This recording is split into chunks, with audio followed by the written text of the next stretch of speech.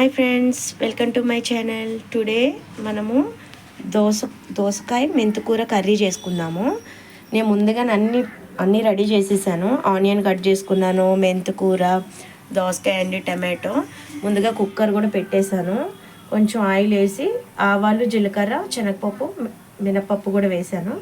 Next అది వేగినాక మనం onion, మిర్చి, కరివేపాకు యాడ్ చేద్దాం. ఇలా ఆనియన్, మిర్చి, కరివేపాకు యాడ్ చేసినాక ఒకసారి కలుపుకుందాం.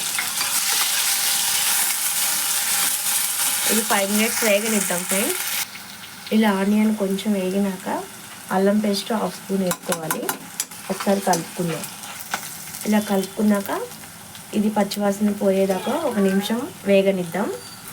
ఇలా వేగినాక నెక్స్ట్ మనం దోసకాయను, టమాటోని యాడ్ చేద్దాం. ఇలా యాడ్ చేసినాక ఒకసారి కలుపుకుందామండి. ఇలా కలుపుకున్నాక 1 నిమిషం వేగనిద్దాం.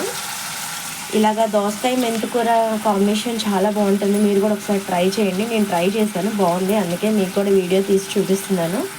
నెక్స్ట్ కడిగి పెట్టుకున్న మెంతికూరని ఇలా సన్నగా కట్ చేసుకొని దీంట్లో యాడ్ చేసుకుందాం. ఇప్పుడు ఇలా యాడ్ చేసుకున్న దాన్ని ఒకసారి కలుపుకుందాం.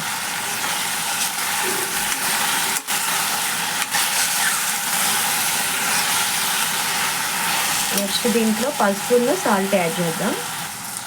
ఫస్ట్ యాడ్ చేద్దాం. నెక్స్ట్ దీంట్లో కొంచెం సాల్ట్ మీకు తగినంత వేసుకోండి. ఒకసారి కలుపుకుందాం. ఇలా కలుపుకున్నాం కదా, 1 నిమిషము కుక్ అవనిద్దాం. 1 నిమిషం ఉడకనిద్దాం మూత పెట్టేసి. ఒకసారి చూద్దాము. ఒకసారి చూస్తాం కదండి. నెక్స్ట్ కారం యాడ్ చేద్దాం.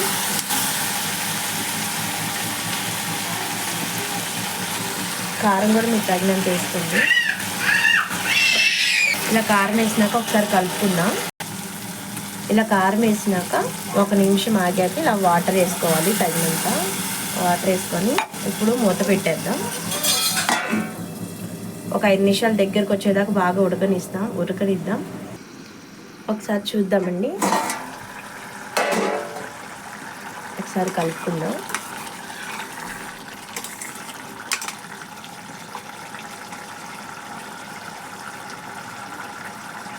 అయిపోయింది. స్టవ్ ఆపేసుకుందాం. అంతే అండి, వెరీ సింపుల్ దోసకాయ మెంతికూర కర్రీ. మీరు కావాలంటే ఒక బౌల్లోకి తీసుకొని నేను ఇలాగే ఉంచేస్తాను, వేడి చల్లారిపోతుందని. ఈ వీడియో కనుక నచ్చితే లైక్ చేసి సబ్స్క్రైబ్ చేయండి. Thank you friends.